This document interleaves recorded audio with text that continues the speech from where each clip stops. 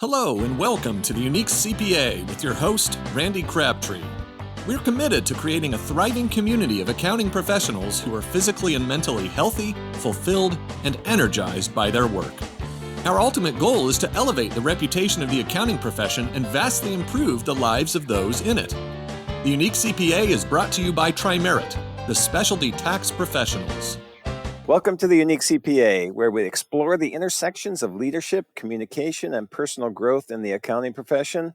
Today, I'm thrilled to have Denise Thomas, the founder of the Effective Communication Coach, join us. Denise is renowned for transforming professionals into extraordinary leaders by mastering the art of effective communication.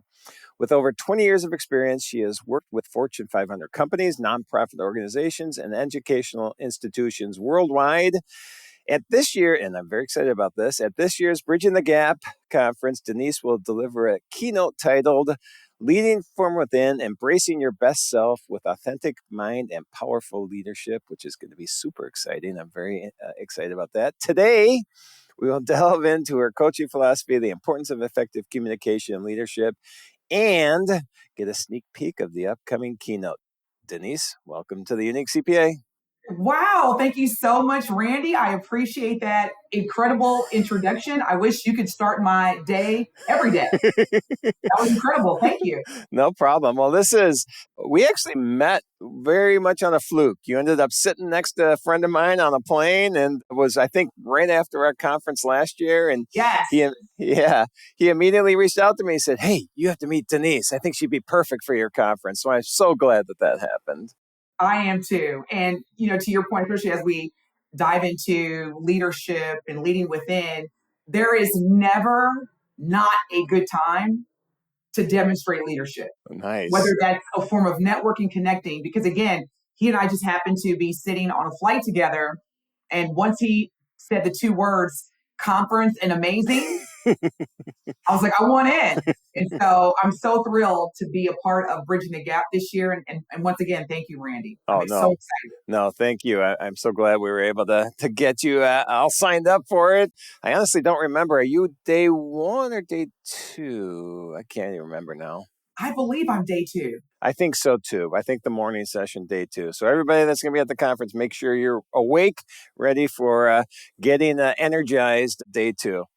All right, so let's jump into this. There's a few things I want to do. I want to get just background. You've built this career around communication or effective communication. And so really, what inspired you to do this? How did you become this effective communication coach? It actually started from childhood. Oh, yeah?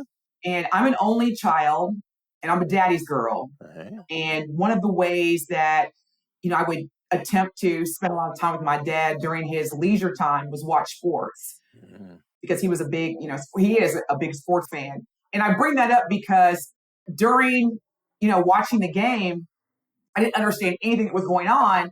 And after the game, my dad would typically watch the post-game conference, and I'm, Randy, literally critiquing what I'm hearing.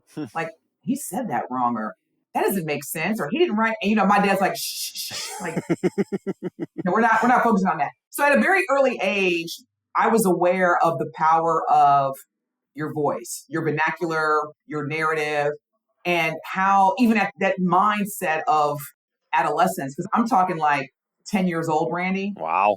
Of recognizing that whatever your profession is, whatever industry that you work in, communication ultimately is what's going to differentiate you from being a high performer to being an exceptional leader, because those are two different things.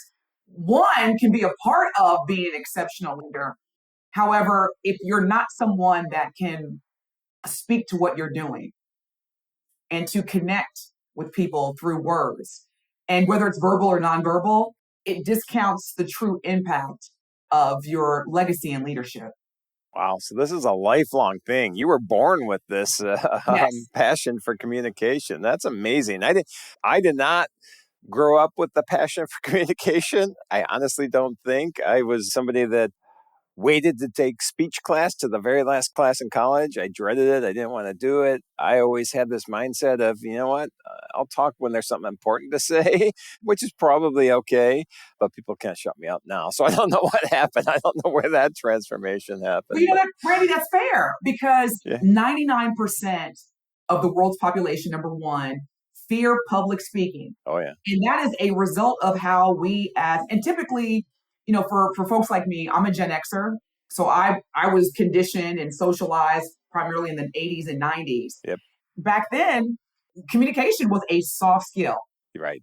Do you remember that, Randy? When it was like, you had to have technical skills, you had to have business acumen, and communication was always, that's a soft skill. We'll work on that later. Fast forward, you and I both realize that communication is not only a critical skill, it is the one aspect of relationships that takes you from this level, you know, meeting expectations to the next level, exceeding expectations. Yeah. So it's fair that that's been your experience. That's fair. I appreciate that. Let's get into that a little bit then. Let's tease a little bit of what you're doing at the conference. I love the title, Leading from Within, which is great. Embracing your best self and authentic mind for powerful leadership. So let's break that down a little. What are you expecting to talk about at the conference? Yes. Well, thank you for that question, because leadership oftentimes is focusing on others, which is valid. However, wherever you are in your leadership journey, and this is what I'll really dive into during the conference, is it's not just about having a title, whether it's, you know, senior director or general manager. It's not just about that. It's most definitely about the ability to distinguish whether I'm leading or managing others. And sometimes you have to do both because, you know, based on the situation. But all of that, Randy, it starts internally. And so in order for me to be able to lead within, that means that I have to align my core values, my vision, and my voice before I can influence others around me. Got it. Makes sense. All right. So let's talk about the within. So, you know, embracing your best self. Mm-hmm. Break that down a little. What does that mean? What am I looking to do if I'm embracing my best self? That's another great question. I ultimately ask myself this question. I'll share this with you and your audience, Randy, is you have to ask yourself regularly, am I leading from fear or am I leading from purpose? Yep. And it sounds dramatic, but oftentimes, again, in any type of shift, whether it's a partnership, leadership, we often are seeking validation and we are measuring whether or not our leadership is impactful based on others. And this is where your self-awareness, your self-leadership, that's where that comes in. So you got to check in with yourself every day. And you got to make sure that your mindset and your energy and your emotional health are impacting how you're leading others. So that's where it starts with me, Randy. Like when I get up in the morning, you know, there's certain things that I do. I like quiet mornings, Randy. You know, I'm not that person that likes to just jump out of bed. I agree. You know, I like to be able to ease into it, Yep, right? me too. With that, I maximize that time as an opportunity to, again, reflect. How do I want to show up today? What do I want to do differently today? And here's the kicker. And this is where some people are like, really? But it works. I always say, and I did it this morning before you and I started this amazing podcast. I said, something amazing is going to happen to me today. Oh, that's a great attitude. I love that. I'm similar from the standpoint that I have this attitude of gratitude. I just love every day. I love everything that's happening. I love the fact that you and I get to talk right now, but I am not as intentional as you are in the morning. I'm more of, okay, what's my Wordle score going to be this morning? Or what's my Quirtle or Octordle score going to be this morning? But that's how I get my brain going in the morning. But that's okay, because that's an indication that you are leading from purpose. Everything that you just shared, Randy, that is a direct alignment with your core values. And I don't even have to know you personally to know that one of your core values is you are committed to purposeful, meaningful work. You are committed to deliverables. Yep. You are results oriented. That's part of your core values. So you're leading from purpose, leading from fear, which is another thing that, I'm going to be talking to the attendees about is if you wake up in the morning and you say, man, I'm running late. Just starting with that, I'm running late. Yep. Every light is going to be red. It's going to be a bunch of traffic. Yep. Oh man, I'm not ready for this meeting. I'm not prepared. Oh, I hope they cancel. Those are things you are leading from fear. And so what you do is great.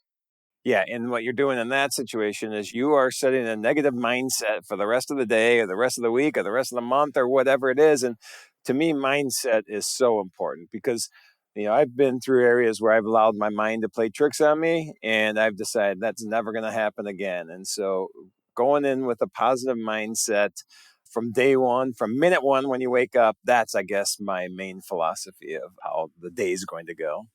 I love it. Now, I will say this really quick, Randy, because I know some of our audience members are thinking, oh, that's great, Denise and Randy. Yeah, every day is so perfect for y'all. Wonderful.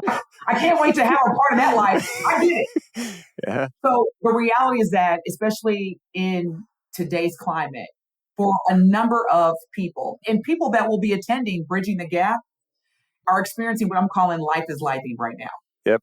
And so with that, it's very difficult to lead with purpose when you have so many things that are causing you to feel anxiety and reservations and ultimately fear. Right. And that, Randy, is fair. So on those days, I have to be complete with myself as part of self-awareness and leading within is saying, you know what? I don't have anything to give today, so I may need to replenish. Mm-hmm. Yeah. And that's quite okay because I'd rather people take responsibility and taking time to reset versus going into your organization with that negative, fearful driven leadership. Yep. That is. And you and I were talking before we went on the recording about vulnerability. And if you are afraid or you feel you can't show any sign of weakness and I'm just going to have to power through today, even though I'm not fully present, that's just not going to be good for you or anybody else you're working with. So you had mentioned, when I mentioned vulnerability, you said it's the cousin or a sibling or something of what? Explain what you said earlier. It's the first cousin of leadership. Okay. A wise leadership coach gave that gift of wisdom to me probably over 15 years ago. And when she shared it with me, Randy, it hit me like it was just this force. And when you think about it, how many times, growing up, did we associate leaders with vulnerability? We didn't. No. Because, whether you were Star Wars, Star Trek, Marvel Comics, DC Comics, superheroes, No. their vulnerability might have been kryptonite. But other than that, you didn't see a lot of, weakness. And that's Right. that's what most of the time vulnerability was associated with. Right. Fast forward, vulnerability is the first cousin to exceptional leadership. And the reason why is exactly what you just said, Randy. It's because people want to understand that you as a leader are going through things too. You're navigating rapid change. You're adapting to AI. You're overcoming the economic shifts. Whatever scenarios that you're navigating that are causing you to feel anxious or have reservations, it's critical that you share that in the form of storytelling with your team members, people who depend on your leadership. Because if they know that you're able to overcome, if they know that you're navigating, then they will feel more secure knowing that it's okay for them to do the same. Right. Yep. That's why it's the first cousin of exceptional leadership, transparency. Yeah. And vulnerability. Yeah, transparency is one other one. Empathy, intentionality, just about leading with intentionality. All those things I think are super important. One of the things, I just finished a book by Jacob Morgan, Leading with Vulnerability, and in there he talks about the fact that there's a difference between vulnerability and leading with vulnerability, which is true. But vulnerability is, hey, I made a mistake. Okay, I'm being vulnerable. But what's the impact of that? Okay, I made a mistake. And I don't have the answer. I need your help. Oh, I made a mistake. Here's what I learned from it. And hopefully this helps you with something. Just those simple little extra words are a big difference. Oh, communication. You're bride. I'm talking now. You should be talking. No, this is great. This is why I love when people come together that are different, but share a lot of the same guiding principles. And so one of the things that I do, and speaking of Star Wars, I'm gonna drop a Yodaism because I love me some Yoda. Nice. One of my favorite Yoda quotes is, "The greatest teacher failure is." The greatest teacher failure is. And any moment where you as a leader, whether you have a direct report or a team of direct reports or not, in that moment, and this is something that I had to practice as part of my emotional and physical and just overall well-being, Randy, is what did this moment teach me? Mistakes, failures, setbacks, they are the greatest teachers. But it will only serve as a teacher when you take a moment, and this goes back to leading from within, is reflect on what did this moment teach me? And I can tell you, making mistakes and errors, it's not a wiggle room for that. Nope. But when it does happen, give yourself that grace and say, okay, what did I learn from this moment? And move forward. Yep. Because that, again, experience is what makes people experts. Oh, yeah. I'm a much better expert than I was 40 years ago because I have a lot more experience. Exactly. So one thing, what you were just saying, the failures or the fear to fail. I mean, if there's not a vulnerable leader, people are going to have this fear to fail. An organization can't thrive without being, creative and innovative, in my mind. And if there's this fear of failure, you're not going to be creative and innovative, and then you're going to fall flat or you're going to get passed by. And so I think there was I think it's from Harvard Business School, or there was some statistic out there that shows that, I don't know how they measured it, but that organizations that promote vulnerable leadership are 30% more innovative and creative, however you measure that. But man, I'll take that in a heartbeat. Oh, that's what we need now more than ever. Yep. Leadership requires adaptability, and leadership also requires, and this is one of my favorite phrases, embracing the mess. Yeah. You got to be able to embrace the mess, and embracing it again as a call to action. Right. Where do we go from here? And what you'll find, what's the value proposition in this is, to your point, into the Harvard Business School statistics, is you will find that more people within your organization will organically follow you, follow your leadership, trust you, the more they see you being transparent and demonstrating the ability to say, you know what, I made a mistake, or you know what, I made the wrong decision, I apologize, here's what we're going to do moving forward. Can you imagine that? Yeah. Can you imagine if you look at your trajectory, Randy, and you look at all the times where you heard a leader, someone who you looked up to, someone who you admired, respected, to hear them say, you know what, Randy, you know what, team, I made a mistake. But here's what we're going to do after I reflected on it, and hopefully this will organically turn into a best practice. You know how powerful that is? Oh, yeah. Huge. Well, let's get into that then. Let's talk about the effective communication, coach. Let's talk about what you're doing. And maybe if you have it, give us like a case study where you've gone in and had this positive impact on this leader, and then the results that happen within that organization from that. No, great question. And, I have to just, before I get into that, preface with, this is one of the most sought after areas of focus right now, whether it's an individual or whether it's a client who wants me to come in and coach a group. And so leading from within right now, it takes a lot of work to distinguish whether you're leading or whether you're managing. That's going to be big because there is, as you know, change is inevitable and it's rapid. Yep. And it's going to be very important for your audience, as well as those that will be attending the Bridging the Gap conference, to clearly make that distinction between whether I'm focusing daily on processes, tasks, efficiencies, or am I focusing on people, vision, and influence? I'm not saying you can't do both, Randy. Right.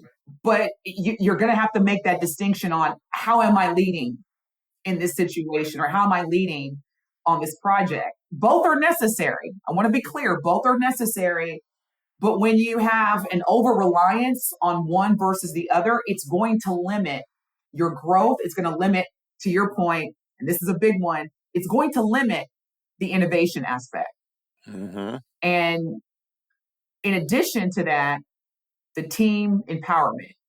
Because most people that report to you and that's whoever's listening right now, most people that report to you in today's climate, the work has to be meaningful and it has to be aligned with their purpose. And they have to feel as though this work is positioning them for success.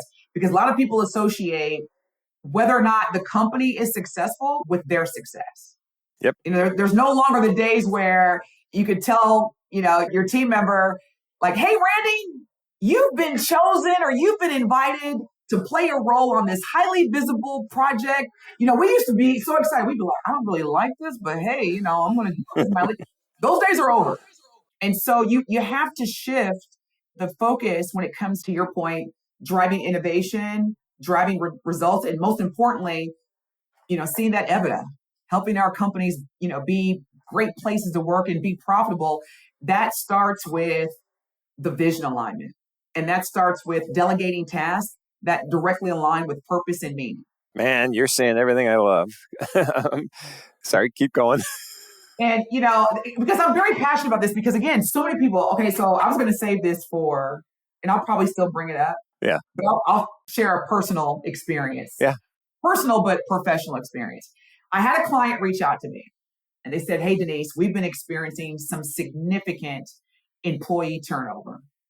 And I initially wanted to understand what their talent acquisition process was at a high macro level. Like, just walk me through macro level, your talent acquisition process. And I said, okay, great. Now let's go into talent retention.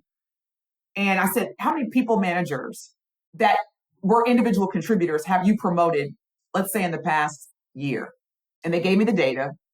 I said, okay, now out of these people managers that you promoted from IC, individual contributor, people managers have experienced this employee turnover. 78%. Okay, Randy, now stay with me. So now I want to deep dive. I want to do some root cause analysis. And basically, without getting into too much detail, we found out, and this is a trend, this is a behavior that a lot of employers do. A number of employers will promote individual contributors into people management roles or people leadership. Let me clarify. People leadership roles based on their performance, their technical acumen, with zero passion for people. Mm-hmm. I will say this, Randy, and then we can move on because I definitely want to be able to expand on this in Colorado. Yep. Dear hiring managers, dear HR directors, business partners, please stop promoting people that don't like people into people management roles. Yeah. Because every time a client reaches out to me to address employee turnover, they're focusing, Randy, on the people. You got to come in here and you got to talk to the team. You got to get them remotivated. And I'm like, I will do that happily, but let's go a little bit further in terms of how we got here in the first place. Yep. Let's look at the cause. Yeah. Which then results in me coaching people managers versus the actual people. Nice. So it seems like a common thing when you go into places. I mean, yeah. And we've actually done that. We've learned that lesson ourselves at Trimerit, a few times. I mean, we've got great people. It doesn't mean that they're still not great people. It's just, they then find that role that makes sense for them if we put them in the wrong role. It doesn't mean that they're not the right person for the organization. It's just that they're not the right person for the role because they aren't a people person or whatever, or they're not a technical and they are a manager. And we did the opposite. So, yeah, I think analyzing people, looking at what their skills, their passions are, and aligning those with what they're doing. I have a saying that I think I made up, and it's because this is where I live. I live at the intersection of my passion and my skills. And if everybody can live at that intersection with what they're doing within an organization, man, how can that organization not thrive? I love it. Exactly. To build off of what you just shared, I want to encourage your audience to also create space from a leadership standpoint, because one of the words that you and I, Randy, have been saying throughout this podcast is, innovation, and also the reality of moving your mindset. Okay, we've been talking about innovation and transforming your mindset. I want to build off of that and share with your audience that moving your mindset from doer to developer will help your leadership brand immensely. Let me just expand on that. Because as leaders, there's a great deal of responsibility to exceed results. across business, across people. It's a lot of pressure. And it's quite frankly, the higher you go up, it gets lonelier. Going back to Star Wars, you had Yoda and you had Luke Skywalker. And most people associated Luke Skywalker as the hero, the Jedi. And the reason why is because Yoda had no problem with serving as a developer versus a doer. Because if you are a Star Wars fan, you will know that every time Luke Skywalker would walk through the swamps and walk for days just to get some advice from Yoda, Yoda had very few words, but the words that he had were impactful and empowered Luke Skywalker to be the hero. We as leaders, one of the great ways to measure your impact as a leader, especially when you lead people, is how many heroes or heroines are you creating? Because if you find yourself being the hero, that's not leadership. Right. But if you find yourself developing people to become heroes, that is what makes you an exceptional leader. And that's why Luke Skywalker, again, would walk through the trenches, because he knew that Yoda, a former Jedi, a former Luke Skywalker, was now in his role as a leader to develop others to be just that. Awesome. So this has been the Star Wars podcast. Thank you for joining us. George Lucas, I'll let your girl. Nice. We got to get you out developing just a straight hour presentation on Yoda-isms and in leadership. That would be awesome. Sign me up. Yeah. As a side note, a friend of mine last year at our conference, great guy, Terrell Turner. He could speak on anything. And before our conference, and I didn't realize he was going to take me seriously, I said, hey, I want you to base your entire presentation off of, and it was going to be on marketing, off of Captain Underpants. And he ended up doing it. And I'm like, wait, you really doing this? So that was amazing. So we'll have the Yoda-isms, we'll have the Captain Underpants. We've got to figure out what else we can do with it. That's a combination right there. Yoda and Captain Underpants. It's no better. That'll be a sellout for sure. All right. So this is been great conversation. I could talk to you all day long, and look out at the conference, because if I see you before you go on stage, we'll just be talking for hours, but which would be fine. I'm looking forward to seeing you in person. But I think we're going to wrap up. Before we do, a couple final things before we get to contact information. One of the things, and I think you would probably agree that is important, is for me personally, is to know people outside of their job title and know what their passions are outside of work. So my question to you is, when you're not out there making great leaders and working on great communication skills, what do you enjoy doing? It sounds like sports may be one of it, but what do you enjoy doing? Definitely a diehard Bears fan. So you could even yes. my coffee mug holder is, I'm Bear down all the way. Outside of that, I just recently came back from 2 weeks in Japan. Awesome. I spent time in Nara, Kyoto, Osaka, Tokyo. So I love to travel abroad, because to me, one of the best educators is just immersing yourself in different cultures, in different areas of the world. There's a song, What a Wonderful World, by Louis Armstrong. Yep. And that's why it's so important for me, Randy, because if I just solely rely on what I see and read on the news and social media, I would think that this world is terrible. Yep. But contrary to popular belief, every time I travel, whether it's within the United States or outside abroad, I learned so much about there are truly more good people in this world than not. Yep, I agree. Travel's a big thing for our family. My wife and I do it quite often, and we learn stuff and meet cool people every single time. So that's awesome. And I think you're probably pretty good at meeting people. I'm really shy. I struggle. I love you. That's shining through. Your shyness is shining through today for sure. So I'm not shy. I'm probably too outgoing at times, but yeah, one of my passions is definitely traveling the earth and just using that as an education and development, leadership development resource. Yep, that's awesome. And then if anybody, they'll see you at the conference, but if anybody wants to find out more about what you're doing, the Effect Communication Coach, see where you're speaking next, any information, see any blogs or anything you're putting out, where would they look? Please connect with me. I would love for you to connect with me. My website address, which will give you all the access to me, is www.real comcoach.com. So that's www.realcomcoach.com. That's also my handle and username across all social media profiles, Real Com Coach. So I look forward to connecting with your audience both online, virtually, as well as in Denver. Nice. It's going to be a blast. And we will put that in the show notes as well so people can reach out to you. And Denise, it's been great talking with you today. As a side note, you and I get to do it again tomorrow, so I'm excited about that as well. But Likewise. Great talking to you. We look forward to seeing you in July. And I'm thinking people need to reach out to you because there's so much great information you're willing to share, whether it's Star Wars or other things. Well, I appreciate it, Randy. And I look forward to hearing and connecting with everyone. So thank you again. This has been a pleasure. Thank you for joining us today on the Unique CPA.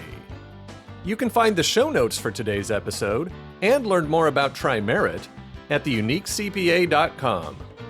Remember to subscribe and leave a 5-star rating on your favorite podcasting app. And join us next time for more expertise and insights on the Unique CPA. ProfessionalProductions.net